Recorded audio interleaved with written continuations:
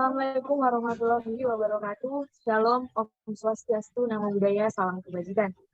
Baik, di sini kami dari kelompok STIB akan mempresentasikan mengenai alat dan mesin yang membahas tentang sumber limbah air dari sebuah perusahaan yang didapat dari laporan magang. Namun sebelumnya yang kami hormati selaku dosen pembimbing mata kuliah alat dan mesin Pak Bimo dan para pendengar sekalian yang kami sayangi. Adapun saya di sini tidak bekerja sendiri, namun ada 6 rekan saya, yaitu saya sendiri, Lucia Valentina Marbun, dengan NIM 23022, Roni Leonardo Simbolon 23023, Erin Kia Intani 23025, Khalif Maulana 23026, Indra Muhammad Aizin 23027, dan yang terakhir Muhammad Indra Ismail 23082. Kami semua sudah menyelesaikan proyek ini, di mana adapun topik pembahasan yang akan kami bahas pada presentasi kami ini ialah next.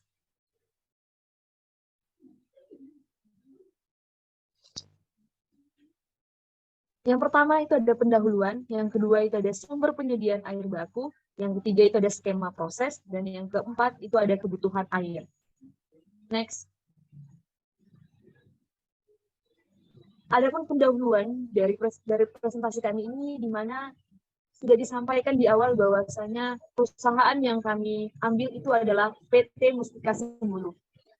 PT ini merupakan perusahaan yang berlokasi di Kalimantan Tengah yang bergerak di bidang agribisnis dan industri terkait yang meliputi budidaya kelapa sawit, pengolahan dan penyulingan minyak nabati, penggilingan dan pemurnian gula, serta pembuatan biodiesel.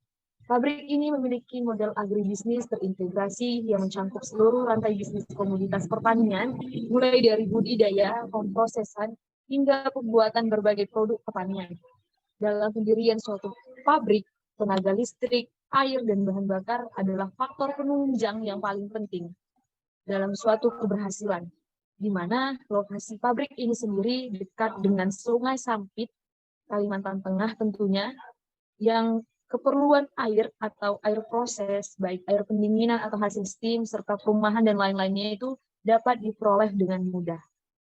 Selanjutnya akan dilanjutkan oleh rekan saya, Muhammad Indra Ismail. Baik, perkenalkan nama saya Muhammad Indra Ismail dengan NIM 23082. Di sini saya akan menjelaskan poin kedua, yaitu sumber penyediaan air baku. Dalam memenuhi kebutuhan air suatu industri, pada umumnya menggunakan air, sumur, air sungai, air danau, maupun air laut sebagai sumber untuk mendapatkan air. Dalam pabrik ini sendiri, sumber air yang digunakan berasal dari Sungai Sampit yang tidak jauh dari lokasi pabrik. Untuk menghindari fouling yang terjadi pada alat-alat penukar panas, maka perlu diadakan pengolahan air sungai. Pengolahan dilakukan secara fisik dan kimia. Pertimbangan menggunakan air sungai sebagai sumber untuk mendapatkan air adalah sebagai berikut. Yang pertama adalah air sungai merupakan sumber air yang kontinuitasnya relatif tinggi, sehingga kendala kekurangan air dapat dihindari. Yang kedua, pengolahan air sungai relatif lebih mudah, sederhana, dan biaya pengolahan relatif murah dibandingkan dengan proses pengolahan air laut yang lebih rumit dan biaya pengolahannya umumnya lebih besar. Next. Air sanitasi adalah air yang digunakan untuk keperluan sanitasi. Air ini antara lain untuk keperluan perumahan, perkantoran, laboratorium, masjid. Air sanitasi dalam pabrik ini memenuhi kualitas tertentu, yaitu ada syarat fisika, syarat kimia, dan syarat bakteriologis. Yang pertama adalah syarat fisika meliputi itu adalah yang pertama adalah suhu di bawah suhu udara, B warna, C rasa, D bau. Yang berikutnya adalah syarat kimia. A. Tidak mengandung zat organik dan anorganik yang terlarut dalam air. B. Tidak beracun. C. Kadar kalor bebas sekitar 0,7 ppm. Yang ketiga adalah syarat bakteriologis. Tidak mengandung bakteri-bakteri, terutama bakteri patogen. Yang kedua, zat-zat yang dapat menyebabkan korosi. Selanjutnya akan dijelaskan oleh rekan saya, itu Roni Leonardo. Baik, terima kasih. Selanjutnya, dalam proses perancangan pabrik biodiesel, ada skema proses di mana mulai didapatkannya sumber air, yang seperti dijelaskan oleh rekan saya tadi, sumber air bisa berasal dari sumur. Pada tahap ini yang kami pakai, yang ada di jurnal yang kami dapatkan, dia dimulai dari air sungai. Dalam prosesnya akan saya jelaskan dalam diagram ini. Untuk penjelasan step-step gambar akan saya jelaskan di slide berikutnya.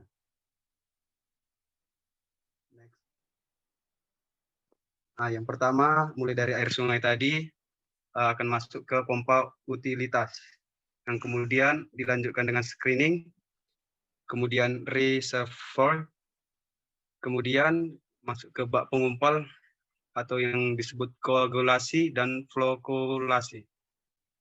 Kemudian ke tangki alum, selanjutnya ke bak pengendap pertama, kemudian ke bak pengendap kedua, kemudian ke sun filter, kemudian bak penampung air bersih, kemudian tangki klorinasi, kemudian tangki kaporit, kemudian tangki air kebutuhan domestik, kemudian tangki service water, kemudian tangki air bertekanan, kemudian back cooling water, kemudian cooling tower, kemudian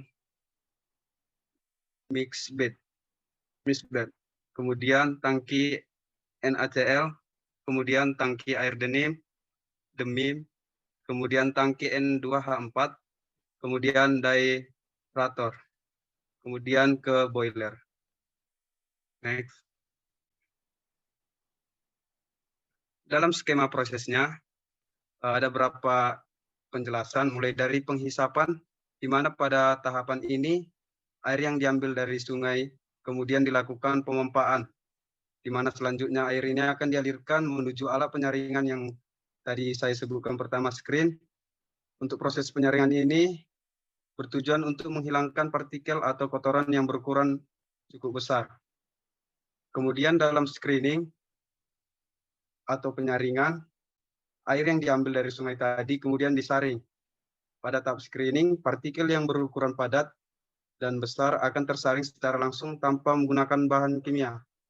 Sementara untuk partikel yang kecil yang masih akan terbawa bersama air, kemudian akan diolah ke tahap pengolahan air berikutnya.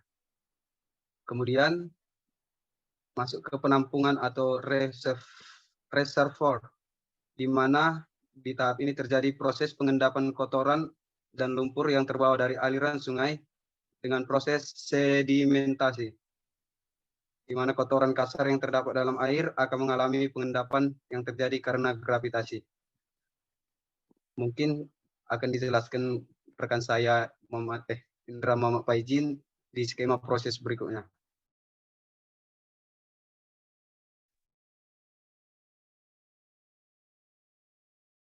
Baik, untuk skema proses selanjutnya yaitu koagulasi. Di tahapan proses ini setelah penampungan yaitu dilakukan koagulasi. Koagulasi ini merupakan proses pengumpulan akibat penambahan zat kimia atau bahan koagulan ke dalam air. Koagulan yang digunakan adalah tawas atau aluminium sulfat, sehingga dalam air yang mempunyai suasana basah akan mudah terhidrolisa. Pada proses flokulasi bertujuan untuk mengendapkan kotoran yang berupa dispersi koloid dalam air dengan menambahkan koagulan untuk menggumpalkan kotoran. Pada bak pengendap 1 dan bak pengendap 2, tujuan dari adanya bak pengendap 1 dan 2 ini yaitu untuk mengendapkan endapan yang berbentuk vlog yang terbawa dari sungai dengan proses flokulasi atau menghilangkan flokulasi. Endapan serta vlog yang berasal dari proses koagulasi akan diendapkan pada bak pengendap 1 dan bak pengendap 2. Selanjutnya pada penyaringan, pada tahap ini terjadi proses filtrasi di mana air yang keluar dari bak pengendap 2 masih terdapat kandungan padatan tersuspensi, sehingga harus diproses ke alat filter untuk difiltrasi. Unit ini berfungsi untuk menghilangkan mineral-mineral yang terkandung di dalam air. Dengan menggunakan resin, air yang diperoleh adalah air bebas mineral yang akan diproses lebih lanjut menjadi air umpan etel atau boiler feed water. Pada bak penampung air bersih, air yang sudah melalui tahap filtrasi sudah bias disebut dengan air bersih. Kemudian air keluaran proses filtrasi akan ditampung dalam bak penampungan air bersih. Dalam hal ini, air bersih yang ditampung langsung dapat digunakan sebagai air layanan umum atau service water, serta untuk pendingin. Untuk skema proses di demineralisasi, pada proses demineralisasi bertujuan untuk menyiapkan air yang digunakan untuk boiler feed water, dan air ini harus murni serta bebas dari kadar mineral yang terlarut di dalamnya. Proses demineralisasi ini dapat dilakukan dengan alat yang terdiri dari penukaran anion atau anion exchanger dan kation atau cation exchanger. Selanjutnya akan dilanjutkan oleh teman saya, Erin.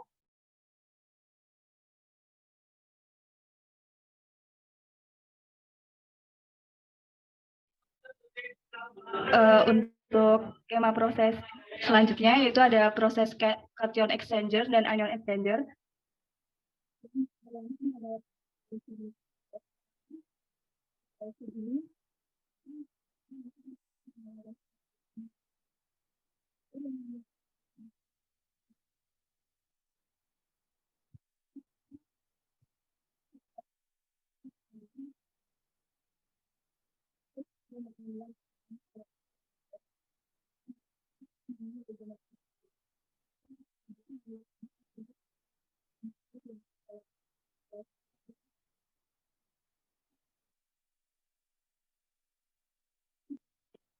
Resin penukar kation-kation. Untuk cation exchanger berupa resin padat yang sering ada di pasaran, yaitu kation dengan formula RSO3H dan RSO3Na, di mana pengganti kation-kation yang dikandung dalam air akan diganti dengan ion H+ atau Na+. Karena di sini menggunakan ion Na+, sehingga air akan keluar dari cation exchanger adalah air yang mengandung anion dan ion Na+. Next. Yang proses selanjutnya yaitu diurator. Diurator ini bertujuan untuk menghilangkan gas CO2 dan O2 yang terikat dalam air. Air yang sudah mengalami demineralisasi biasanya masih ada kandungan gas-gas terlarut, terutama CO2 dan O2. Gas tersebut harus dihilangkan dari air karena dapat menimbulkan korosi. Gas tersebut dapat dihilangkan dalam suatu deaerator. Kemudian slide selanjutnya akan dijelaskan oleh rekan saya, Khalid Maulana.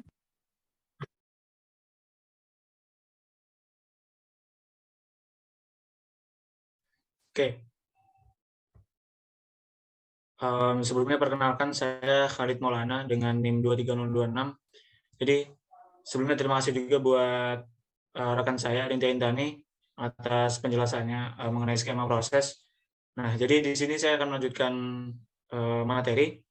Jadi setelah skema proses dan lain-lain tadi itu masuk ke materi selanjutnya, kebutuhan air. Ini kebutuhan air proses dan juga total kebutuhan air ya.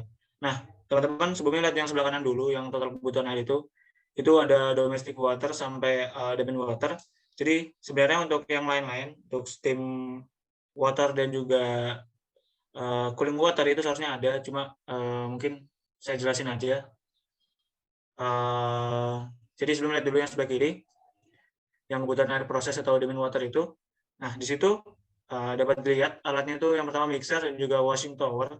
Washing tower dan juga mixer itu dengan penjumlahan penggunaan airnya itu sebesar 2.983,7157 kg per jam. Nah, itu untuk demand water ya teman-teman. Nah, jadi dapat dilihat kalau misalnya kebutuhan itu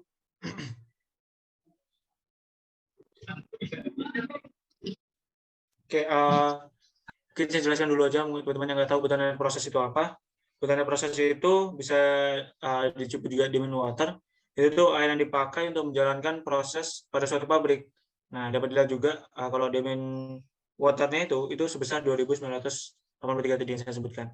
Nah, kemudian seperti yang saya bilang tadi, itu selain demand water itu juga ada steam water. Steam water itu dia terkait dengan pemanas ya. Nah, jadi di steam water itu ada 2 alat yang berpengaruh di situ. Jadi yang pertama itu ada heater dan juga evaporator. Nah, jadi seperti yang dijelaskan oleh teman saya Roni tadi, itu ada heater. Heater itu ada 6 unit dan juga evaporator itu ada 5 unit di pabrik ini, dan total penggunaan airnya itu sebesar 42.918 kilogram per jam seperti tadi satuannya. Nah, kemudian setelah pembangkit steam tadi atau pemanas, itu ada air pendingin atau cooling water. Nah, di situ kebutuhannya ini terkait dengan alatnya itu cooler, kemudian ada kondenser juga. Nah, di sini sedang dijelasin teman saya tadi, sama juga Roni, itu untuk cooler itu ada totalnya 9 unit. Nah, kemudian buat kondensor itu ada 2 unit. Nah, di sini kebutuhan totalnya itu sebesar 1.051.570 kg per jam. Nah, mungkin seperti itu. Nah, baru kita lihat teman-teman yang sebelah kanan tabel total kebutuhan air itu. Di situ langsung aja. Jadi terkait semua kebutuhan airnya itu dapat dilihat kalau total kebutuhannya dalam pabrik ini itu sebesar 1.318.441 kg per jam. Nah, mungkin seperti itu. Ya, mungkin cukup sekian dari saya. Saya serahkan lagi kepada moderator, kepada saudari Valentina, dipersilakan. Terima kasih.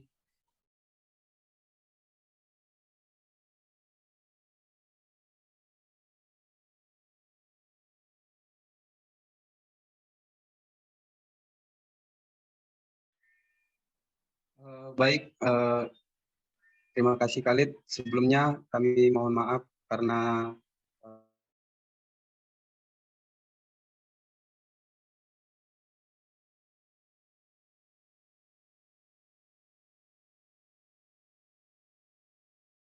kami presentasikan mengenai pengolahan air dalam satu pabrik yang kami dapatkan, dalam pabrik pengolahan biodiesel yang diambil dari daerah Kalimantan Tengah, tepatnya di Sampit. Sekian dari kami. Apabila ada kesalahan dalam pengucapan, kami mohon maaf. Kami akhiri. Terima kasih. Selamat malam.